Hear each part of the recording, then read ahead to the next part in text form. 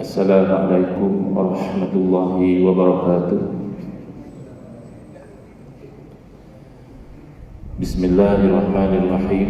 Alhamdulillahi rabbil alamin. Wa afdalus salati wa atammu taslimi ala sayyidina Muhammadin wa ala alihi wa sahbihi ajma'in. Rabbi shrah li sadri wa yassir li amri wa hlul 'uqdatam min lisani yafqahu qawli. Subhanaka la ilma lana illa ma 'allamtana innaka antal alimul hakim. Allahumma akhrijna min zulumatil wahmi wa akrimna binuril fahmi waftah alaina bima'rifatil ilmi wa sahhil akhlaqana bil hilm waj'alna mimman yastami'una al-qawla fayattabi'una ahsana. Allahumma ati nufusana taqwaha wa zakkiha anta khairu man zakkaha anta waliyuha wa maulaha. Allahumma arinal haqqa haqqan warzuqna ittiba'ah wa arinal batila batilan warzuqna ijtinabah. Allahumma anfa'na bima 'allamtana wa 'allimna ma yanfa'una wa zidna ilman wa huda. Amma ba'du.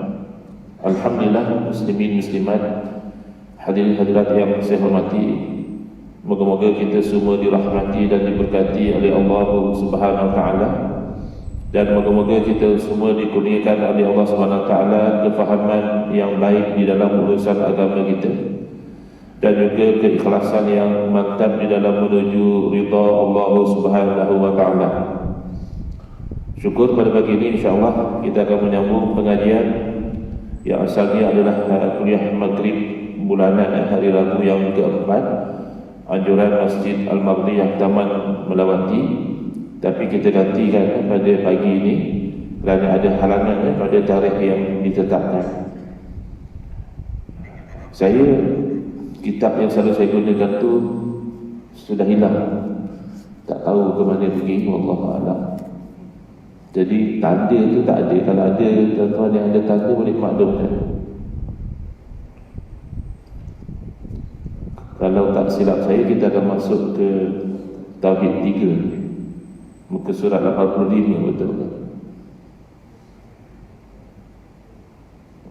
Ingat-ingat saya lah ya, dalam bulan lalu kita ada cerita tentang Tauhid sifat 20. Jadi sekarang kita pergi ke Tauhid 3 di muka surat 85. Soalan, apakah pandangan para ulama tentang pembahagian Tauhid kepada 3, iaitu Tauhid Rububiyah, Tauhid Uluhiyah, dan Tauhidul Asma'i was Sifat? Jawapan ini dijawab, persoalan ini dijawab oleh para ulama dengan jawapan yang umum dan juga jawapan yang khusus.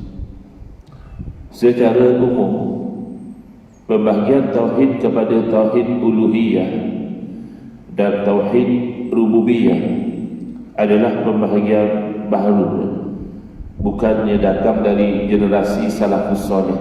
Kerana ada orang menyangkakan Tauhid salaf, Tauhid 3 ni lah, relitinya tidak.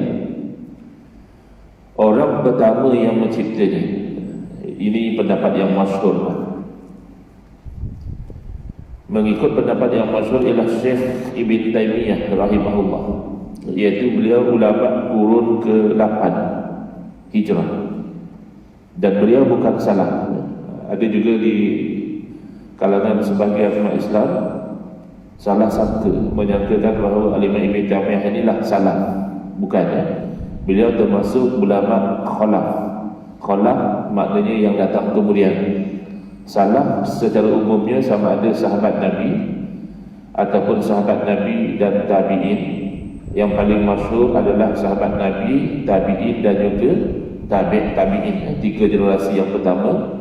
Dan ada sebahagian mengatakan 500 tahun pertama selepas daripada Nabi SAW itu masih boleh dianggap salah. Ikutlah ya mana-mana dari definisi salah. Al-Imam Ibn Taymiyah beliau terkeluar dari generasi salaf. Cuma di dalam berfatwa dan berpandangan, beliau kerap mendakwa, inilah pandangan salaf, inilah pegangan salaf dan seumpama dengannya. Cuma penyusunan yang baru itu tidak ada masalah, kerana penyusunan ilmu itu biasa datang kemudian. Sebagai contoh yang mudah, kita sekarang ini kalau nak belajar solat atau kita ajar anak-anak kita solat, kita akan beritahu rukun sembahyang 13 perkara. Pertama, niat. Yang kedua, berdiri betul bagi orang yang mampu. Yang ketiga, takbiratul ihram. Yang keempat, membaca suratul Fatihah dan seterusnya.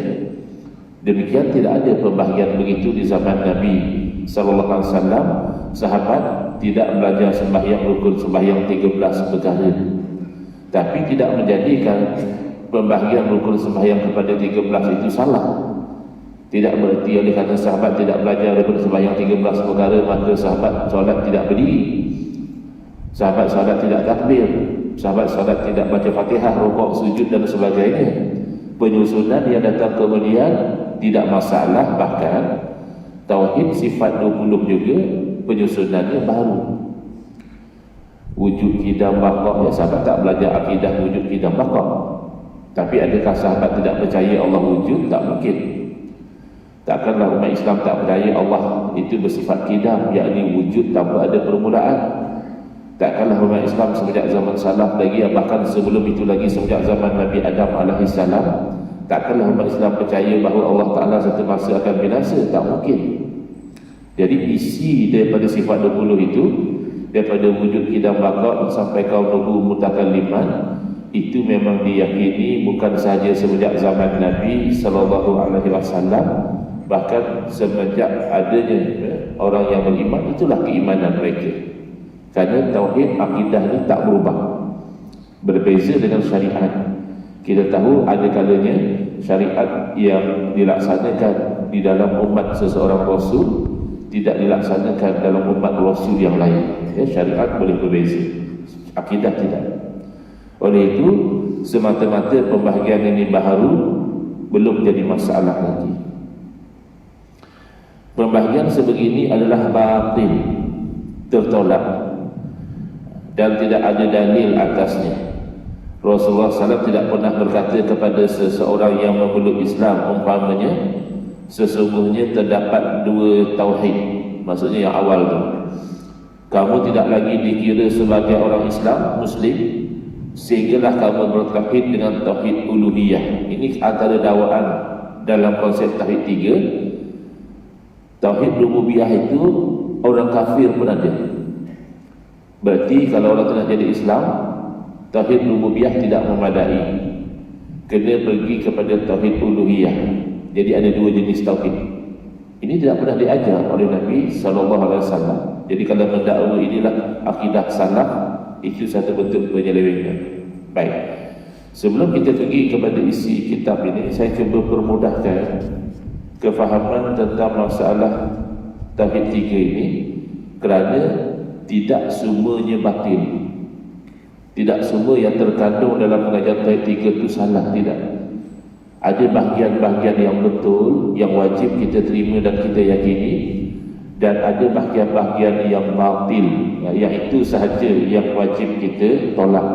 Kerana bid'ah dalam akidah tidak ada yang hasanah.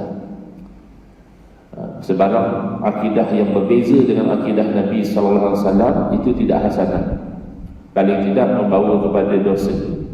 Dan ada sebahagian bid'ah dalam akidah membawa kepada kufur. Orang yang berakidah demikian boleh jadi kafir, waliyazubillah. Baik, apa masalah dengan tauhid 3? Tuan-tuan yang tak mencatat boleh catat. Sekarang ini bukan saya ambil dari kitab, tapi saya cuba mempermudahkan kefahaman tentang tauhid 3 ini secara keseluruhan terlebih dahulu. Yang pertama, tauhid rububiyah, daripada perkataan Rabbun. Kalau orang tanya apa makna Rabbun, jawabnya Tuhan. Alhamdulillahi Rabbil Alamin. Segala puji-pujian itu adalah milik Tuhan, milik Allah, Tuhan sekian alam. Rabb itu maknanya Tuhan. Cuma dalam konsep tauhid 3, Rabb ini membawa konotasi itulah Tuhan yang menciptakan, yang menghidupkan, yang mematikan, yang mentadbir alam semesta, yang memberi rezeki, yang mendatangkan penyakit, yang menyembuhkan penyakit, yang menurunkan hujan, yang menumbuhkan tumbuh-tumbuhan. Tidak ada yang lain kecuali Allah sahaja. Itu konsep tauhid rububiyah. Mengesakan Allah sebagai Rabb, berarti mengesakan Allah sebagai yang melakukan segala-galanya. Tak ada yang berlaku ini kecuali itu adalah kuasa Allah Subhanahu Wa Taala. Sebesar-besar gempa bumi, letusan gunung berapi, bahkan sekecil-kecil sehelai daun gugur dari pokok atau sebutir habuk bergerak sebanyak 1 milimeter, itu semua adalah kudrah iradah daripada Allah Subhanahu Wa Taala. Tak ada yang lain. Jadi setakat itu huraian tauhid rububiyah, ianya benar dan wajib diterima. Bahkan dalam tauhid sifat 20 pun mengajar benda yang sama, cuma tidak diistilahkan tauhid rububiyah. Dalam tauhid sifat 20, apabila sampai kepada sifat wahdaniyah, mengesakan Allah Subhanahu Wa Taala, ya, lalu ada yang dikatakan wahdaniyatuz zat, mengesakan Allah pada zat. Berarti tidak ada zat yang lain daripada Allah sama seperti Allah, tak ada. Kemudian zat Allah itu bukannya tersusun dari juzuk-juzuk, komponen-komponen yang banyak bercantum jadilah Allah. Tidak. Wahdaniyatus sifat, mengesakan Allah pada sifat, berarti tidak ada yang lain dari Allah bersifat sama seperti Allah, tak ada. Yang ada hanyalah persamaan lafaz. Kadang-kadang orang tanya, macam mana pula kata tak ada, Ustaz? Contohnya Allah bersifat samad, ada pendengaran bagi Allah. Kita juga ada samad. Kita juga ada sifat pendengaran, basar pun kita ada, kalam pun kita ada. Jawabnya adalah yang sama hanya pada lafaz. Ittihadul lafzi dunal makna. Makna daripada lafaz tak sama, hakikat tak sama. Contoh, sama Allah adalah sifat yang qadim, yang tidak ada permulaan. Sedangkan sama kita ni baru, pendengaran kita ni baru, kita pun baru. Of course lah pendengaran kita baru. Sama Allah tidak perlu kepada alat, sama kita perlu kepada telinga. Kalau satu orang ditakdirkan lahir tak ada telinga, dia tidak boleh mendengar. Kemudian sama Allah itu tidak terbatas, Allah mendengar setiap yang wujud. Sama kita, takkan dia lagi kita dengar. Luar daripada masjid tu, seberang jalan sana kita dah tak dengar kalau ada orang sembang kat luar sana. Terbatas. Sama Allah itu kekal, bakok. Sama kita boleh hilang atau berkurangan, kan? Dalam keadaan kita, pendengaran kita bagus pun terbatas. Apatah lagi kalau pendengaran dah ada problem. Kadang-kadang orang terpaksa bercakap kuat. Apa dia ni nampak bagus orangnya, tapi kasar kita cakap dengan mak dia, tekik-tekik. Rupanya bukan tekik, maknya bengkak. Kau cakap pelan-pelan tak dengar. Jadi anak terpaksa tinggikan suara, bukan marah, tapi supaya mak tu dapat dengar.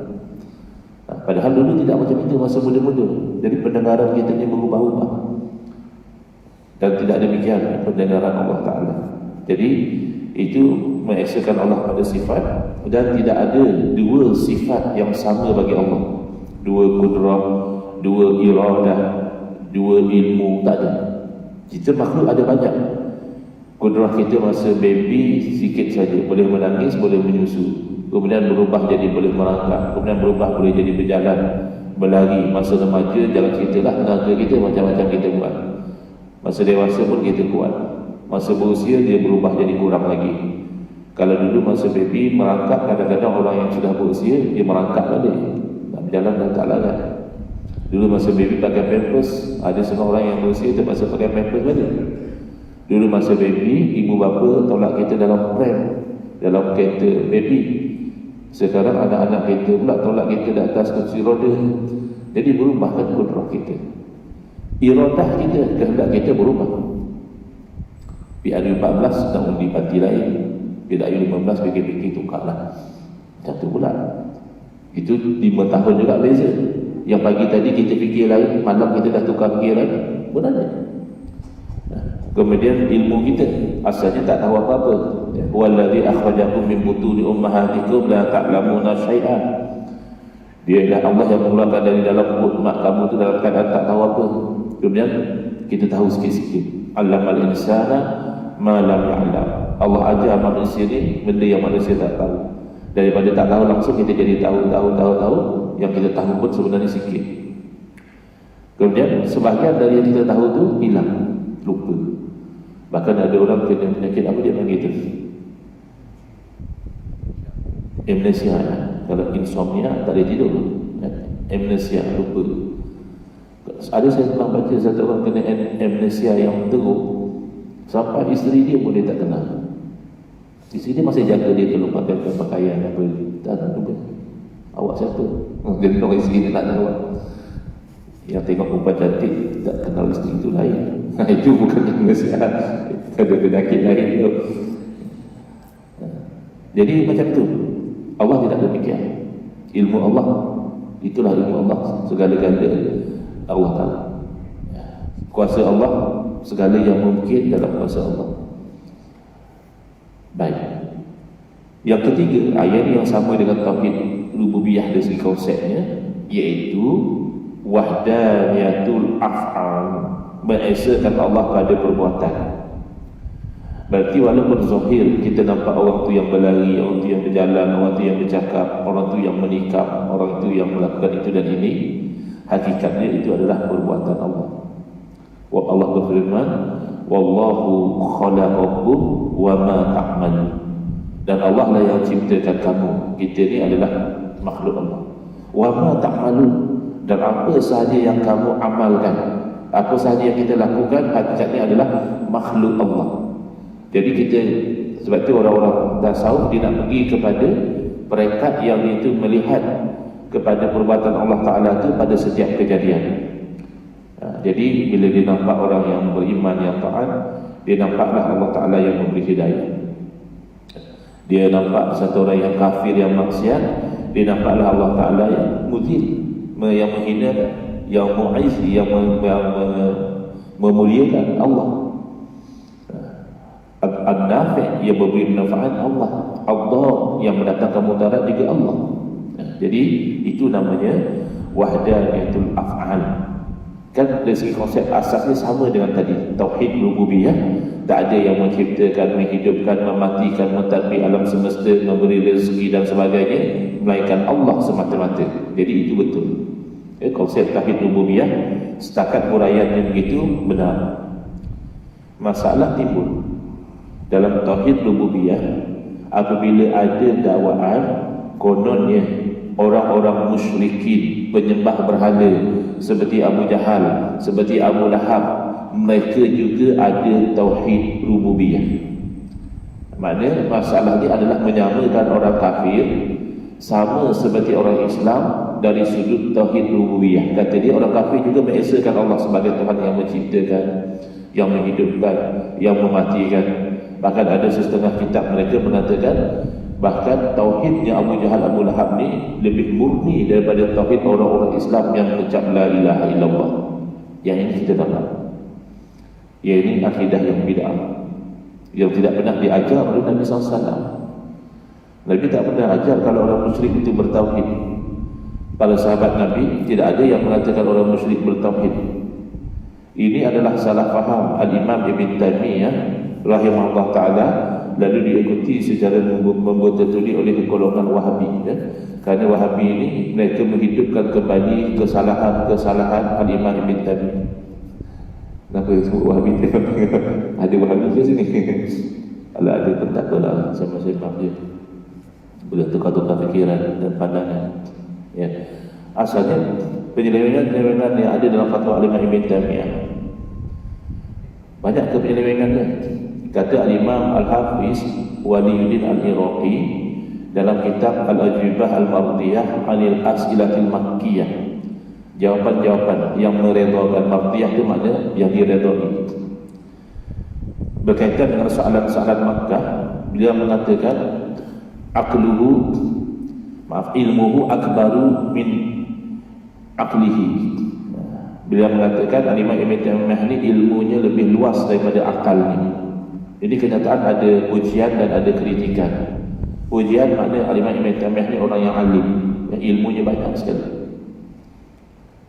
tetapi lebih besar dari akalnya. Berarti ada sebahagian dari ilmu beliau itu beliau tidak dapat cernakan dengan baik. Tantijahnya qil, dikatakan kata Imam Hafiz Imam Waliyuddin Al-Iraqi bahawa beliau ini melanggar 60 ijma' ulama. Lebih kurang 60 kesepakatan para ulama Al-Imam Ibn Taimiyah langgar. Sebahagian dalam perkara usul, dalam perkara akidah, dan sebahagian dalam perkara furu', dalam perkara cabang. Yang kita bimbang tu dalam akidah lah. Yang cabang tu masih boleh tahan lagi, ya, hukum hakam. Tapi dalam perkara akidah ini, maka ulama sezaman dengan beliau. Kalau ada orang kata ni ustaz ni hebat sangat ke, nak kritik Al-Imam Ibn Taimiyah, bukan, ya.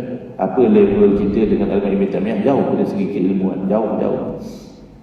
Tetapi kita ini bertaklid mengikut kepada pendirian para ulama yang sezaman dengan beliau, yang mana mereka itu sepakat, ya, berfatwa bahawa perkataan Ibn Taimiyah ini menyalahi ijma', dan beliau oleh itu beberapa kali, ya, keluar masuk penjara, dipenjarakan oleh pemerintah, yang terakhir oleh sebab fatwa beliau mengharamkan musafir dengan niat untuk ziarah ke makam Nabi sallallahu alaihi wasallam. Jadi para ulama sebelum beliau memfatwakan ziarah makam Nabi SAW, bahkan ziarah kubur orang biasa pun hukumnya sunat. Apatah lagi ziarah kubur atau makam Nabi SAW hukumnya sunat. Untuk orang yang dekat dengan makam Nabi, dia ziarah, dapat pahala. Untuk orang yang jauh, untuk ziarah ke makam Nabi, dia kena musafir. Jadi musafir dia itu adalah wasilah untuk buat benda sunat, maka hukumnya sunat. Ya, musafir itu ziarah buat benda sunat. Tetapi Al-Imam Ibn Taimiyah berfatwa lain. Kata dia kalau musafir dengan niat untuk ziarah makam Nabi SAW itu hukumnya haram. Musafir itu menjadi musafir maksiat, tidak boleh sembahyang jamak dan qasar. Itu sama lah macam kita. Kita juga setuju, ya, kalau musafir itu buat maksiat, katalah auzubillah, ya, ada orang dia baca dalam Facebook, oh ada pesta arak misalnya, di mana? Di Langkawi misalnya, contohlah, auzubillah. Ini free flow, minum arak tak payah bayar, beli tiket bas pergi sana. Tapi bagusnya abang ni semayang lagi dia, minalak juga semayang tak tinggal. Tanya ustaz saya musafir ke Langkawi, boleh ke semayang jamak kosong? Boleh, jauh tu, KL Langkawi jauh. Tapi itulah ustaz, saya sebenarnya ke Langkawi ni nak cakap bermalu, niat-niatnya nak pergi minum arak. Jadi ustaz nak bagi tahu lah, kalau kamu niat nak pergi minum arak, kamu tak boleh semayang jamak kosong. Wajib semayang, tapi semayang biasa. Kerana jamak kosong ni keringanan, rukhsah. Jadi takkan agama bagi keringanan untuk kamu pergi buat maksiat. Jangan pergilah, tu yang sepatutnya. Jangan pergi, haram, musafir kamu haram. Jadi ikut fatwa Al-Imam Ibn Taimiyah ni, musafir itu ziarah makam Nabi SAW sama lah macam kita musafir untuk pergi minum arak, musafir untuk pergi berjudi dan seumpama dengannya.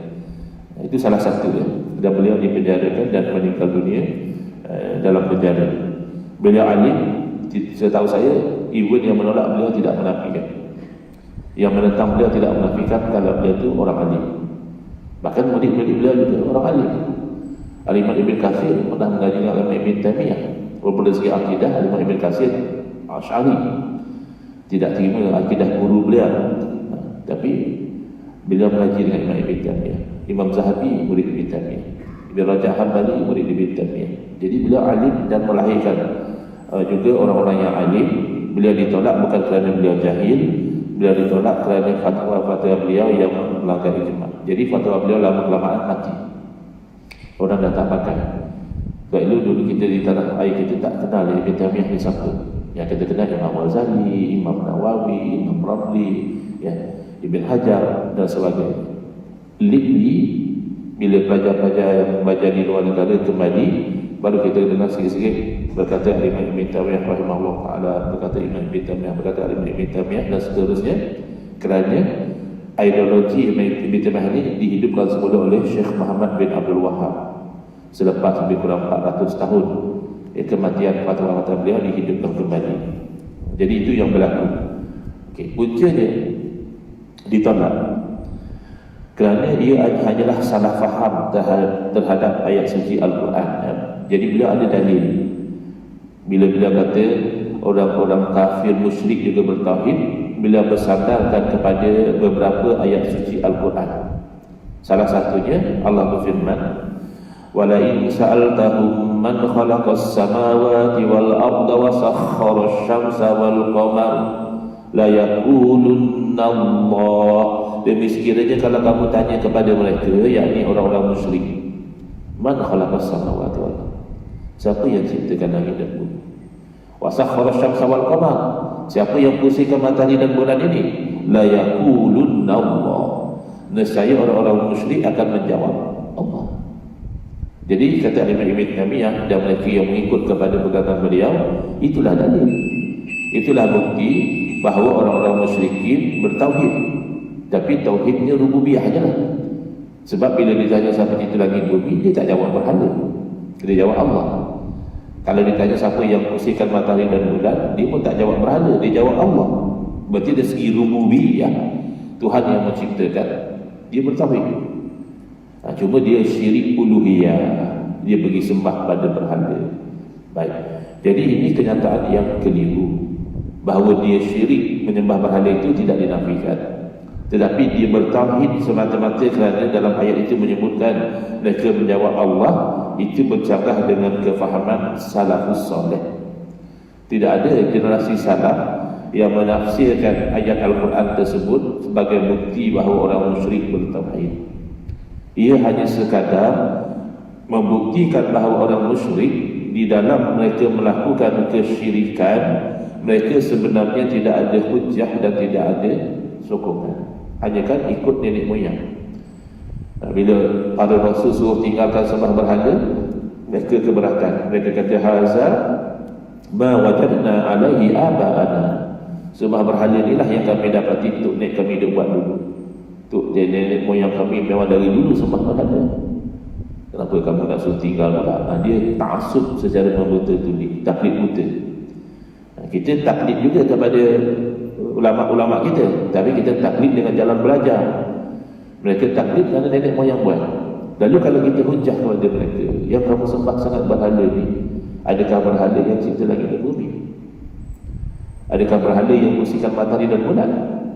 Jadi bila dihujah secara ilmiah, mereka tak akan boleh jawab ya. Mereka pun tahu jawapan dia tak betul. Masa dia lahir, langit bumi dah ada. Bila dia dah besar, dah pandai sikit, tangan dia sendiri yang bentukkan berhala tu. Takkanlah berhala tu pula yang mencipta langit bumi. Dan ini sebenarnya adalah dalil bahawa orang musyrikin di dalam mereka melakukan kesyirikan, mereka tidak ada hujjah. Tak kata oleh kerana mereka sebut Allah lalu mereka bertauhid, tidak. Sambung lagi ayat Al-Quran tu, Allah berfirman, fa'anna yufakun. Lalu selepas kamu sudah mengaku bahawa Allah menciptakan langit dan bumi, maka kemanakah mereka dipalingkan? Ai ila syirki, dipalingkan kepada kesyirikan. Jadi mendakwa orang musyrikin bertauhid itu satu bentuk contradiction. Kerana musyrik itu sendiri orang yang buat syirik. Oh, itu syirik uluhiyah, tidak. The fact that orang musyrik menyebut Allah bukan berarti mereka itu meyakini bahawa berhala mereka itu tidak mendatangkan sebarang manfaat mudarat, tidak. Bahkan dalam surah Hud, orang musyrik berkata kepada Nabi Hud alaihi salam, inna qulu illa ataraka ba'du alihatina bisu. Bukan kami nak kata apalah wahai Hud, kami cuma nak bagi tahu kamu ini telah dikenakan penyakit gila oleh sebahagian dari berhala-berhala kami. Sebab kamu ni Hud suruh orang tinggal sembah berhala, berhala dah marah kepada kamu, itu yang kamu jadi gila tu. Maknanya dalam kepala otak dia, berhala dia tu boleh buat sesuatu, boleh datangkan penyakit, boleh sembuhkan penyakit, boleh bagi rezeki, boleh itu dan ini. Makanya disembah berhala itu. Jadi kalau nak mengatakan bertauhid dari segi rububiyah, tidak betul. Ini umum saja. Nanti insyaAllah dalam the next pages kita akan jumpa dalil-dalil khusus daripada Quran sendiri yang membatalkan dakwaan konon yang orang musyrik bertauhid rububiyah. Itu dalil khusus. Ini secara nak ambil kefahaman umum dahulu. Yang kedua, tauhid uluhiyah. Ini lagi serius. Yang rububiyah itu sudah ada penyelewengan, tapi penyelewengan dalam tauhid uluhiyah lebih serius lagi. Kalau tadi menyamakan orang musyrik seperti orang-orang Islam, tauhid uluhiyah salah fahamnya membawa kepada menyamakan orang Islam macam orang musyrik, maknanya mengkafirkan orang Islam. Apa konsep tauhid uluhiyah? Uluhiyah daripada perkataan ilah. Apa makna ilah? Tuhan dulu. Rabb makna Tuhan, ilah juga makna Tuhan. Cuma dalam konteks ini, ilah ini membawa konotasi Tuhan yang disembah, yang kita itu beribadah kepadanya. Maka konsep tauhid uluhiyah adalah kita itu hanya boleh menyembah, beribadah kepada Allah. Haram dan syirik kalau kita itu menyembah dan beribadah kepada selain daripada Allah Subhanahu Wa Taala. Maka konsep ini benar. Ya, inilah asas la ilaha illallah. Tak boleh tolak ya. Walaupun ini ada terkandung dalam tauhid 3, dan kata kita tolak tauhid 3, bukan yang ini. Yang ini wajib terima. Yang kita tolak adalah apabila di atas nama mempertahankan tauhid uluhiyah, iaitu menyembah dan beribadah kepada Allah semata-mata, maka amalan tawassul dipertikaikan, amalan tabarruk dipersempitkan, dan amalan istighasah disyirikkan. Yang ini yang kita tolak. Adapun perincian tentang apakah dia tawassul, apa hukum dia, apakah dia tabarruk dan apa hukum dia, apakah dia istighasah dan apa hukum dia, itu insya-Allah nanti kita akan huraikan dengan lebih terperinci. Sekarang kita pergi kepada yang masalah yang ketiga. Yang tadi itu serius, sebab bila mereka mensyirikkan istighasah misalnya, bila orang ziarah kubur, orang Islam pergi ziarah kubur, lalu mereka menuduh orang Islam ini menyembah kubur. Yang menyembah kubur kafir lah. Menyembah selain pada Allah yang kafir. Kubur ke, orang hidup ke, berhala ke, siapa sajalah, malaikat sekalipun disembah, Nabi sekalipun kalau disembah, orang yang menyembah itu jadi kafir. Jadi akhirnya mereka itu menghalalkan darah. Dan siapa yang rajin baca sejarah kebangkitan pahaman Wahabi, memang ribuan umat Islam dibunuh oleh tentera Wahabi dengan alasan mereka itu adalah musyrikun. Kita kena baca sejarah masa mereka lawan dengan khilafah Utsmaniyah. Mereka rampas tanah suci Makkah dan Madinah. Mereka bunuh orang di rumah, di pasar. Itu mereka sendiri tulis dalam buku mereka, catatan dari pakar sejarah mereka. Ibn Bishir, Ibn Wannam, Ibn Bishir dalam kitab Unwarul Majdi fi Tarikh Najd, tanda-tanda kemuliaan pada sejarah Najd. Najd ini daerah di Hijaz, Arab Saudi sekarang. Tapi kalau tuan-tuan cuba nak cari Najd dalam peta sekarang ni, tak jumpa. Kerana namanya telah ditukar menjadi Riyadh. Riyadh itu nama baru bagi Najd. Dalam kitab Tarikh Najd oleh Ibn Wannam, dia bagi tahu terang-terang, dia kata Kubail ni daripada perkataan Qoblah. Qoblah makna sebelum, Kubail makna sejurus sebelum kebangkitan Muhammad bin Wahab. Kata dia, umat Islam kata-katanya bergelumang dengan kesyirikan. Ini takfir jama'i, makna mengkafirkan secara umum. Majoriti umat Islam ni kafir. Sebelum daripada Syekh Muhammad bin Wahab, majoriti umat Islam pada masa ada ulama-ulama, ada orang-orang soleh, ada pakar dalam berbagai cabang ilmu, ada mufti-mufti, ada Syekhul Islam dan sebagainya. Ini semua dianggap majoritinya kafir. Sebab itu orang yang tak faham konsep tauhid 3, dia kata lah, tak payah berbatlah lah Ustaz, sebab asyik ni lah. Siapa yang nak belajar tauhid sebab 20, ya silakan. Siapa nak belajar tauhid 3, jangan kita larang. Bukan masalah itu. Ini bukan masalah pendekatan, ia masalah isi. Okay. Yang ketiga yang kita nak ambil kefahaman secara umum, iaitu tauhidul asma'i was sifat. Tauhid mengesakan Allah pada nama-nama dan juga sifat-sifat Allah. Jadi kita tak ada masalah. Bahkan Dalam kajian sifat 20 juga kita menyentuh tentang asma Allah, nama-nama Allah. Kita juga menyentuh tentang sifat-sifat Allah. Nama pun sifat 20. Mana belajar sifat Allah. Masalah adalah di atas nama atau banner Tauhidul Asma'i wa Sifat membawa orang yang berpegang dengan Tauhid 3 kepada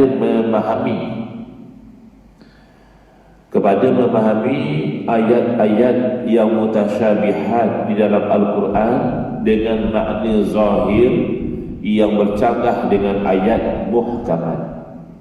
Ayat muhkamat, laisa kamitslihi syai', tidak ada sesuatu pun yang sama seperti Allah.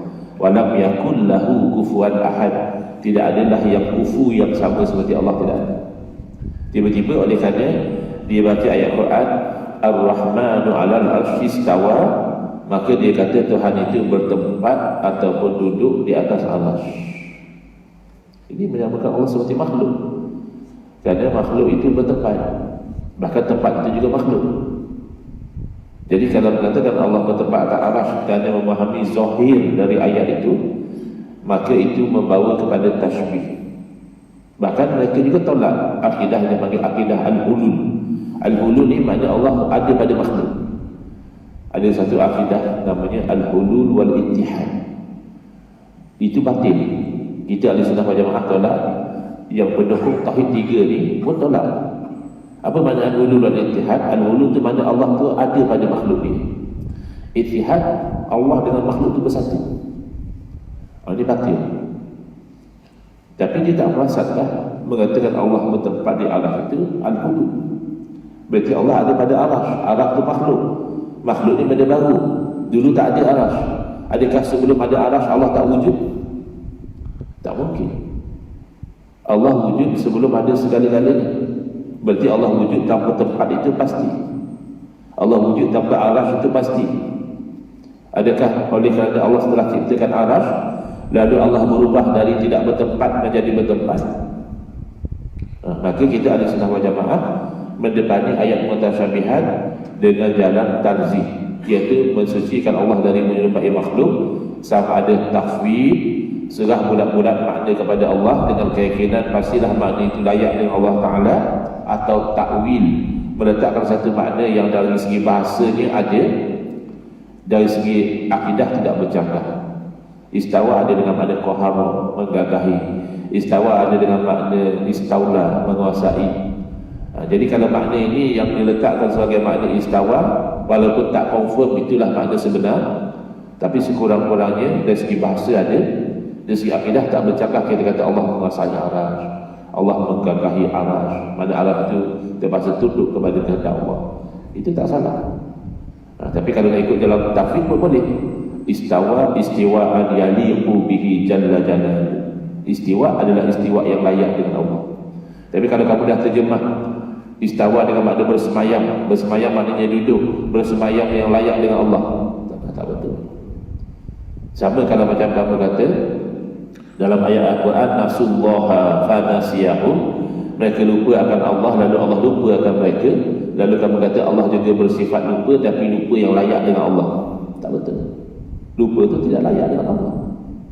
Jadi kesimpulannya, kebatilan tauhid 3 pada asma wa sifat adalah kerana menafsirkan ayat-ayat yang mutasyabihat dengan makna yang zahir yang membawa kepada bayangan Allah itu sama seperti makhluk. Dan ini tanda orang itu sesat. Mana tahu Quran sebut, bila Al-Quran cerita tentang ayat mutasyabihat, Quran sebut apa? Wa ammal ladzina fi qulubihim zaygun fayattabi'una ma tashabaha min. Adapun orang yang dalam hati dia ada zayg, zayg ni makna asalnya bengkok, cenderung kepada sesat.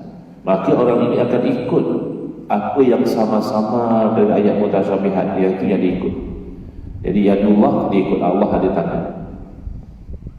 Tangan dia ganti anggota, ini masalahnya. Tapi tangan Allah tu tak sama dengan tangan kita, tak selesai masalah.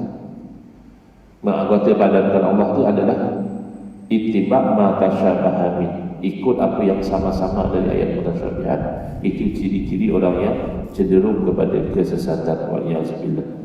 Jadi itu secara ringkas di mana tempat tauhid tiga itu benar dan di mana tempat tauhid tiga itu batil.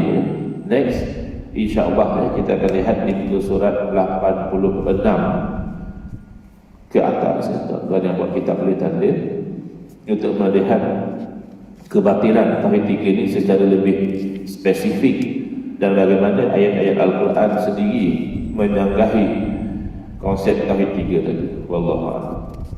Ada sebarang soalan tuan-tuan kalau saya mampu jawab?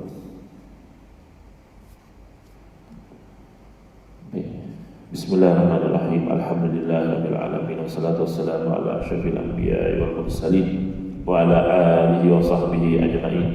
Allahumma shrah sudurana wa ahsin akhlaqana wa azim ujurana wa nawwir qulubana bi nuri hidayatika kama nawarta al-ardha bi nuri syamsika abadan abada bi rahmatika ya arhamar rahimin. Walhamdulillahirabbil alamin. Amin ya rabbal alamin. Wal a'udzu